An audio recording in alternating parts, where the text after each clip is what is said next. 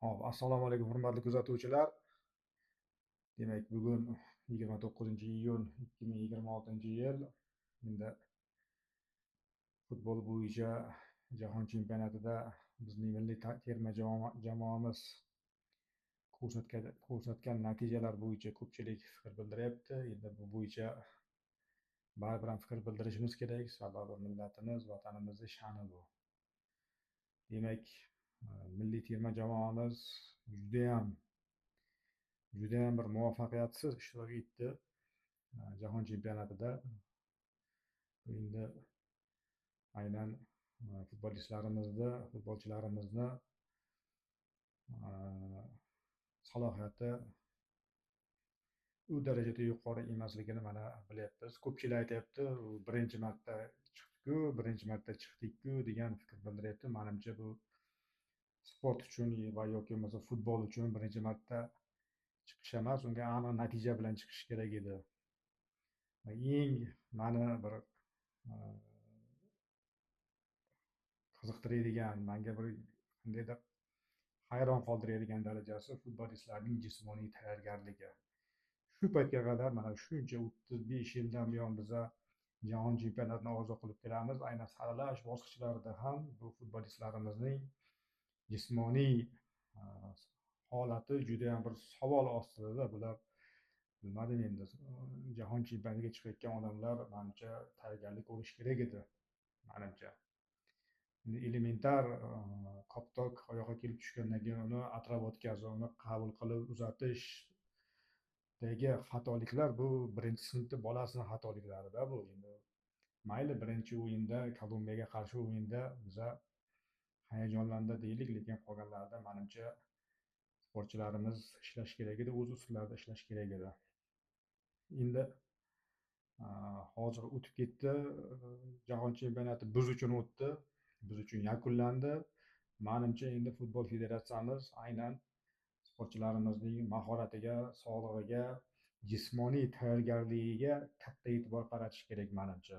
Keyingi keladigan 2030-yildagi navbatdagi jahon chempionatida bizlar birinchi navbatda bizlar chiqishimiz kerak unga.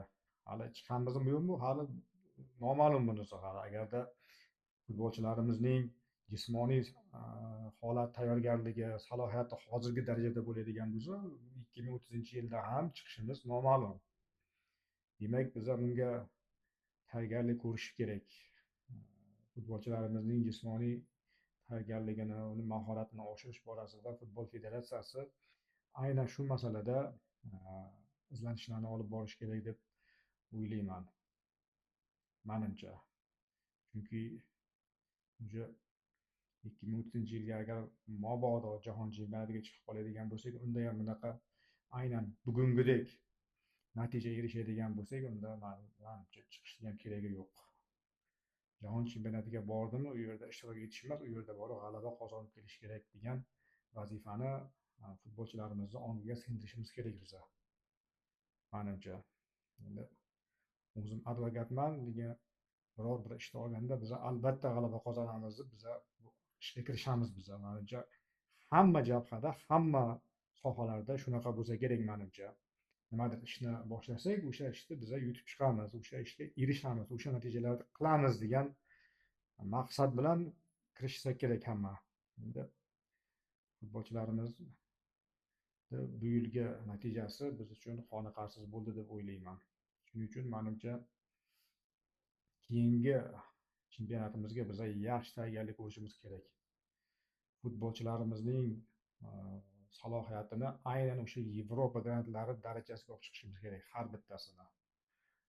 Manimcha bu tarkibni biza qaytadan ko'rib chiqishimiz kerak, yoshlarni jalb qilishimiz kerak ko'proq shu bo'yicha.